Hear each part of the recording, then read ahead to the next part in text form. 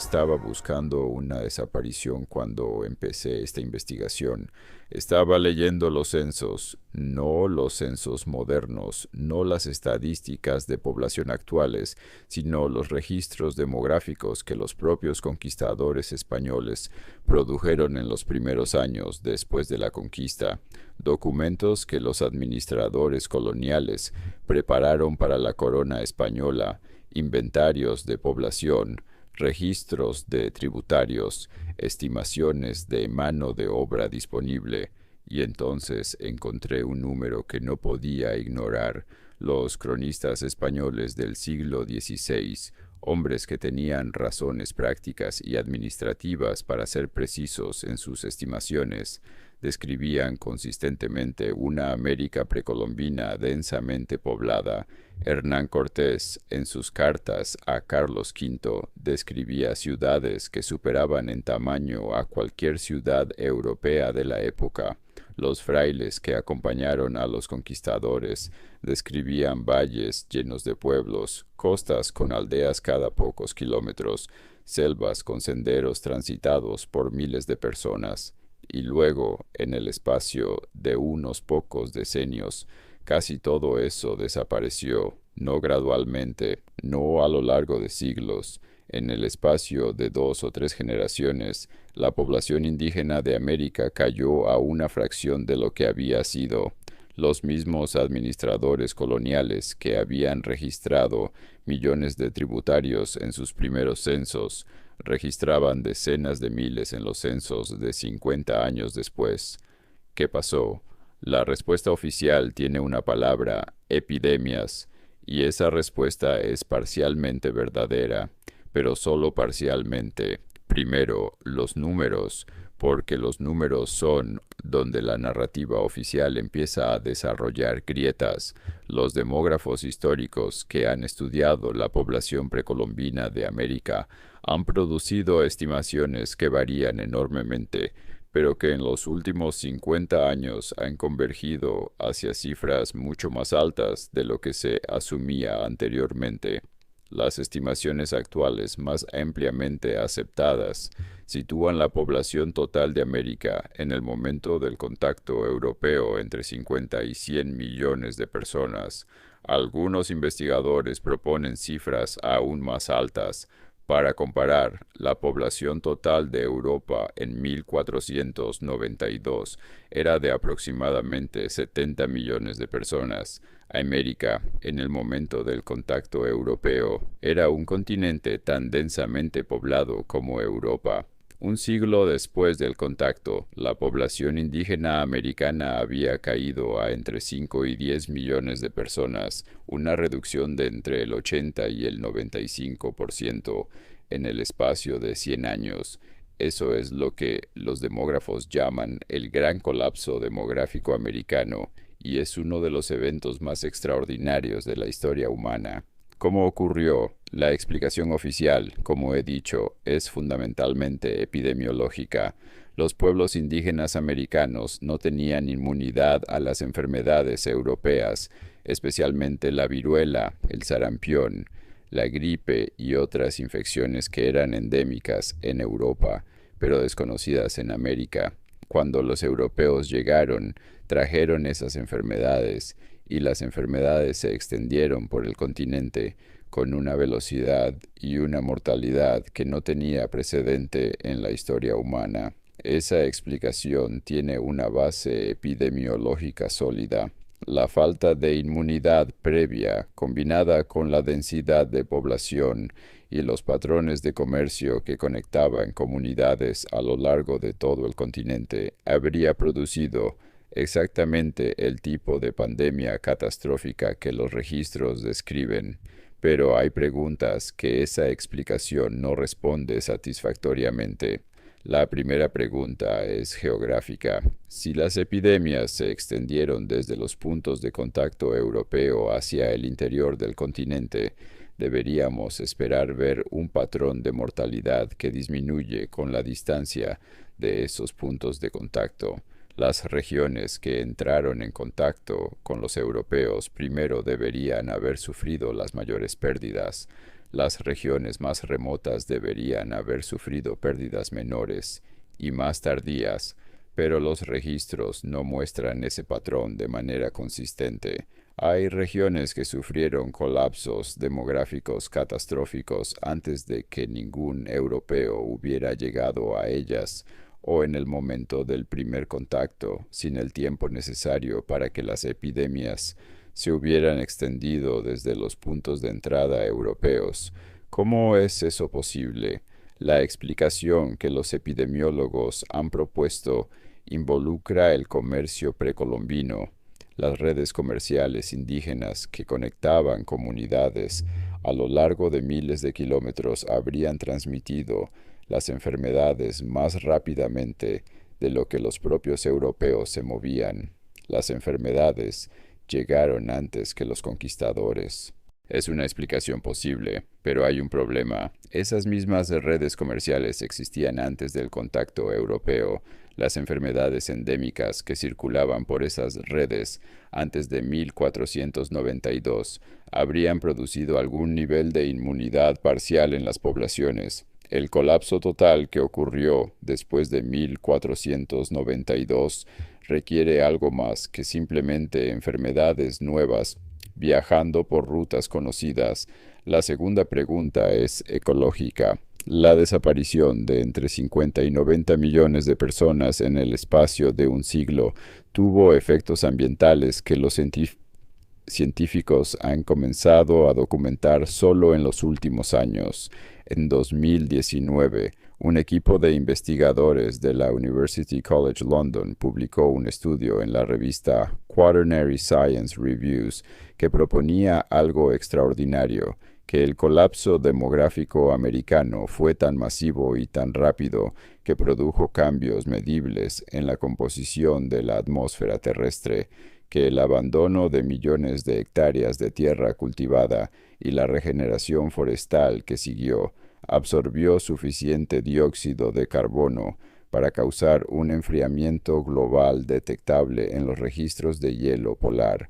Ese enfriamiento, proponen los autores, contribuyó al periodo de bajas temperaturas que los historiadores llaman la pequeña edad de hielo, que afectó a Europa entre los siglos XIV y XIX. Si ese análisis es correcto, el colapso demográfico americano no fue solo una tragedia local, fue un evento de escala planetaria que cambió el clima de la Tierra. ¿Cómo puede un evento de esa escala ser explicado completamente por epidemias? Los epidemiólogos que han respondido a ese estudio señalan que las epidemias pueden producir exactamente ese tipo de colapso demográfico masivo y rápido. Tienen razón, pero hay algo en la escala de lo que ocurrió que sigue siendo difícil de procesar completamente dentro del marco explicativo oficial. La tercera pregunta es la más incómoda, y es la que los libros de texto mencionan de pasada pero nunca examinan completamente. La violencia. La conquista española de América no fue solo un encuentro epidemiológico, fue también, y de manera documentada y explícita, una empresa de violencia organizada a una escala que los propios contemporáneos describían con horror.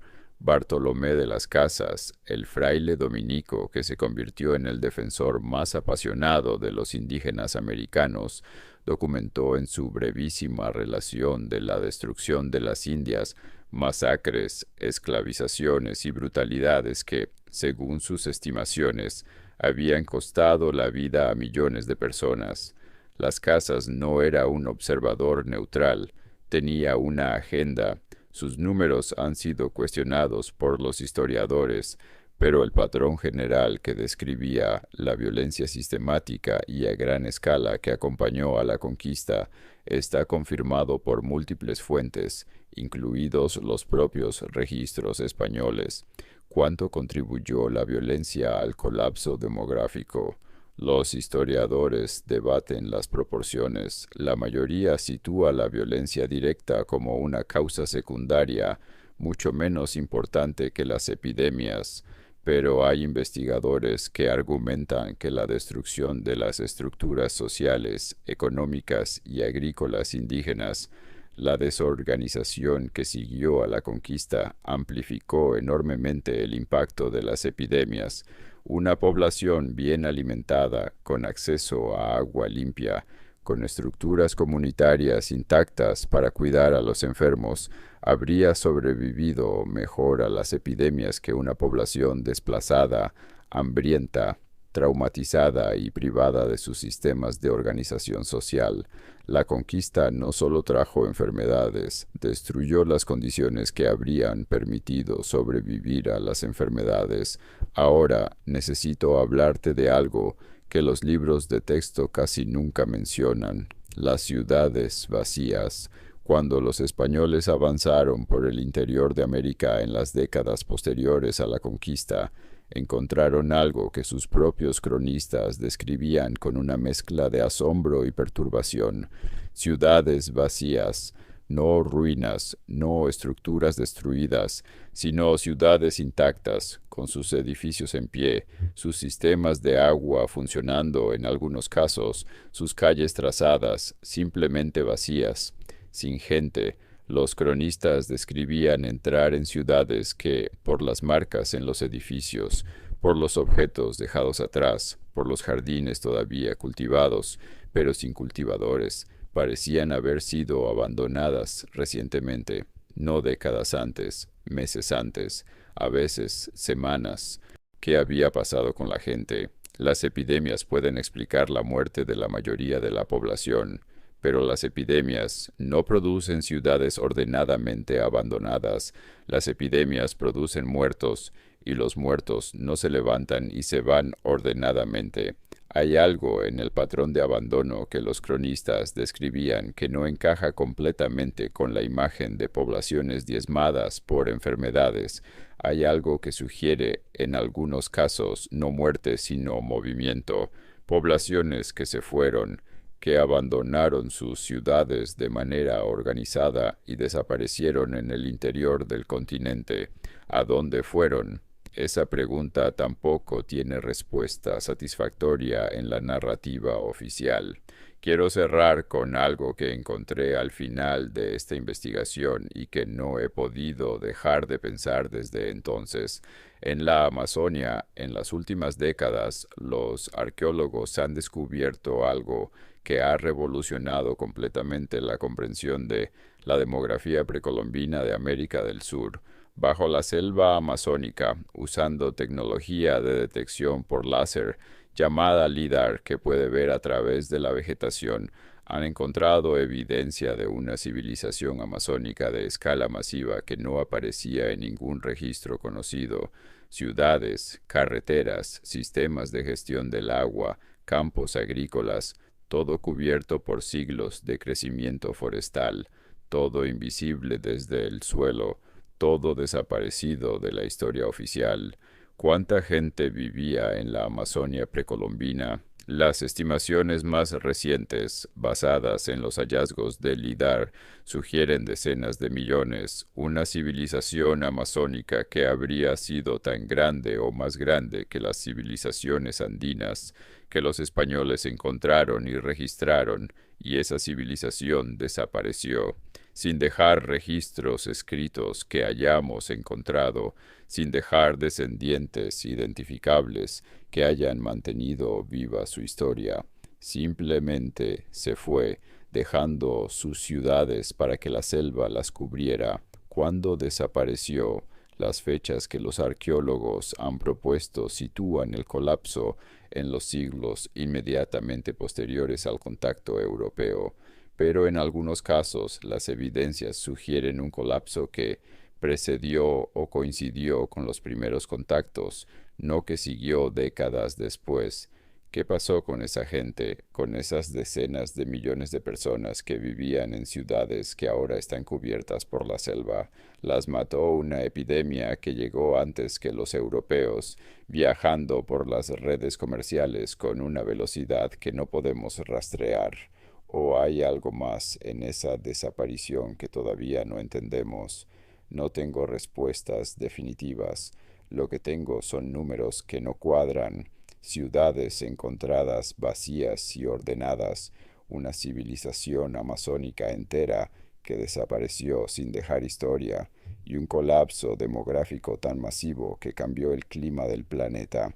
¿Qué pasó con los 80 millones? ¿Por qué algunas ciudades fueron abandonadas de manera ordenada? ¿A dónde fue la civilización amazónica? ¿Y por qué la narrativa oficial se conforma con una respuesta que explica la muerte, pero no el silencio, que explica las cifras, pero no las ciudades vacías, que explica el colapso, pero no la desaparición? 80 millones de personas no desaparecen sin dejar rastro, pero casi lo lograron. Y eso, más que cualquier otra cosa en esta investigación, es lo que no me deja dormir. Si este video te ha hecho pensar, considera suscribirte. La investigación continúa y el próximo video va a lugares que la mayoría de los canales no se atreven a tocar. Nos vemos allí.